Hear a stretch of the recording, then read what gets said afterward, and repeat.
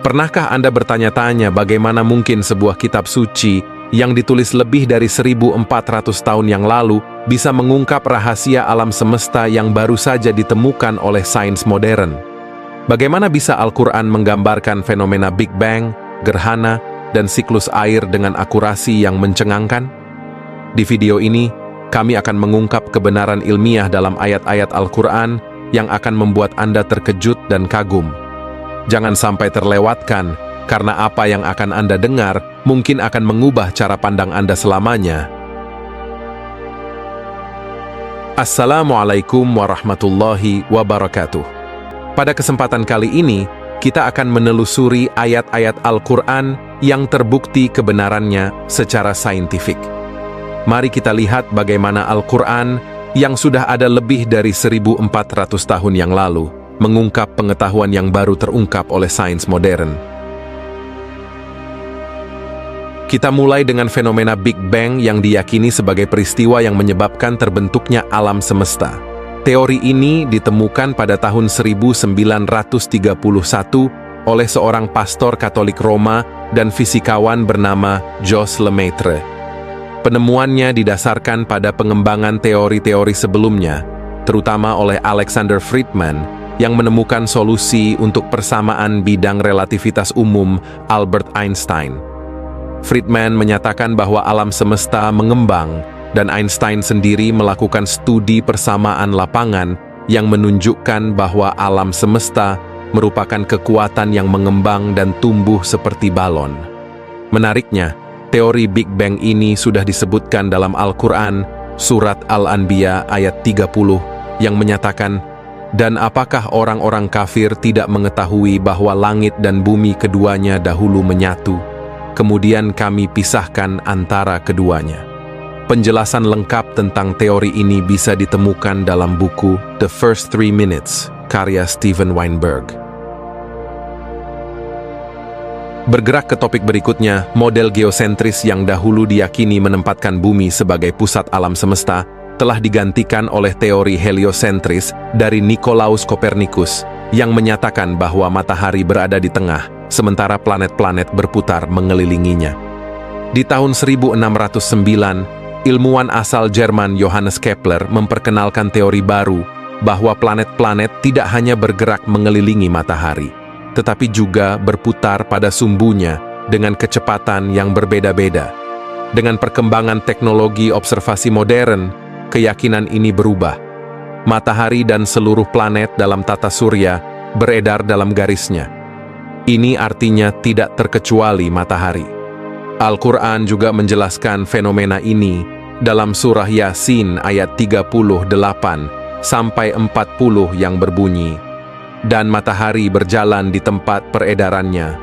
Demikianlah ketetapan yang maha perkasa lagi maha mengetahui." Matahari beredar 150 mil per detik dan berputar mengelilingi pusat galaksi Bima Sakti dalam jarak 225 hingga 250 juta tahun. Fenomena gerhana matahari dan bulan juga dijelaskan dalam Al-Quran, khususnya dalam surah Al-Qiyamah ayat 8 dan 9 yang berbunyi, "Dan bulan pun telah hilang cahayanya, lalu matahari dan bulan dikumpulkan." Gerhana terjadi ketika sebuah planet atau bulan menghalangi cahaya matahari. NASA menjelaskan bahwa gerhana matahari terjadi ketika bulan menghalangi cahaya matahari dan menimbulkan bayangannya di bumi, menyebabkan kegelapan di siang hari. Sebaliknya, gerhana bulan terjadi ketika bumi menghalangi cahaya matahari yang mengenai bulan, membuat bulan purnama memudar karena bayangan bumi menutupinya, atau terlihat kemerahan karena atmosfer bumi menyerap warna-warna lain. Nabi Muhammad juga telah menjelaskan fenomena gerhana dalam hadis yang diriwayatkan oleh Al-Bukhari, bahwa matahari dan bulan adalah dua tanda di antara tanda-tanda kekuasaan Allah, dan keduanya tidak membuat gerhana terjadi karena hidup mati seseorang, melainkan Allah Subhanahu wa Ta'ala membuat hamba-hambanya terpesona dengan keduanya. Al-Quran juga menjelaskan tentang siklus air dalam surah Az-Zumar ayat 21 yang berbunyi, "Apakah engkau tidak memperhatikan bahwa Allah menurunkan air dari langit, lalu diaturnya menjadi sumber-sumber air di bumi? Kemudian dengan air itu ditumbuhkannya tanam-tanaman yang bermacam-macam warnanya, kemudian menjadi kering, lalu engkau melihatnya kekuning-kuningan, kemudian dijadikannya hancur berderai-derai. Sungguh pada yang demikian itu terdapat pelajaran bagi orang-orang yang mempunyai akal sehat." Meski tidak begitu detail, ini menjadi permulaan kita untuk memahami tentang siklus air yang merupakan siklus penguapan yang mengontrol sistem distribusi air di bumi. Perjalanan air digambarkan dimulai ketika molekul air berpindah dari permukaan bumi ke atmosfer dan kembali lagi dalam beberapa kasus ke bawah permukaan. Siklus ini yang ditenagai oleh energi matahari baru ditemukan oleh para peneliti modern sekitar 100 tahun yang lalu.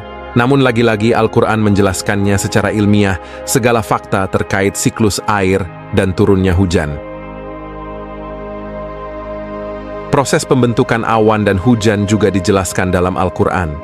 Dalam buku The Physics of Clouds karya B.J. Mason, dijelaskan tentang proses dasar pembentukan awan dan hujan, termasuk kondensasi uap air di atmosfer, pembentukan inti kondensasi awan, dan faktor-faktor yang mempengaruhi pertumbuhan tetesan awan.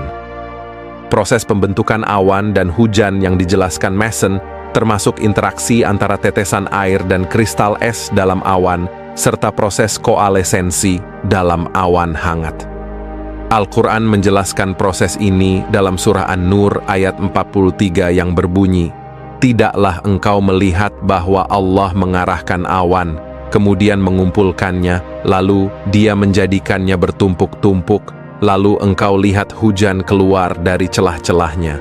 Dan Dia juga menurunkan butiran-butiran es dari langit, yaitu dari gumpalan-gumpalan awan seperti gunung-gunung.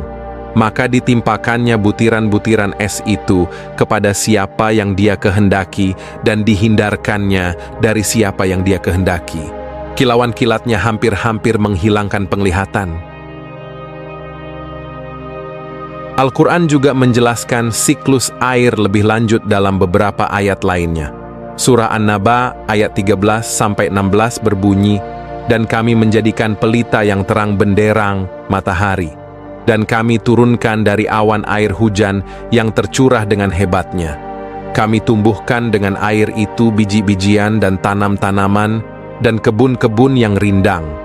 Ayat ini menjelaskan bagaimana matahari yang menjadi pelita bersinar dengan panas luar biasa berfungsi sebagai penggerak siklus air. Matahari menyebarkan panas dan cahaya yang diperlukan untuk menguapkan air dalam siklus air. Selain itu, dalam surat Al-Hijr ayat 22, juga dijelaskan peranan angin dalam siklus air. "Dan kami telah meniupkan angin yang membawa air dan menurunkan air dari langit untuk kamu." Angin berperan dalam meningkatkan laju perubahan air cair menjadi uap air di udara.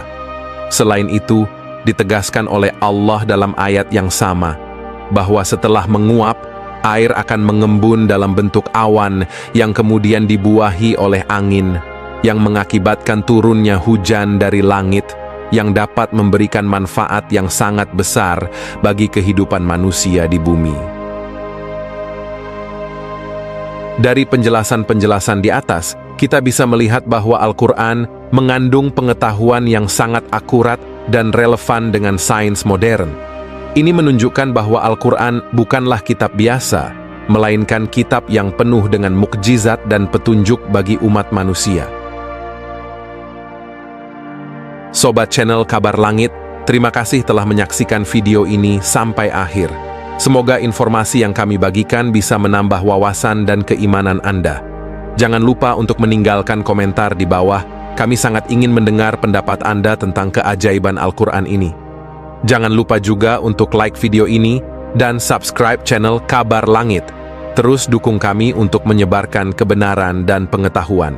Wassalamualaikum warahmatullahi wabarakatuh.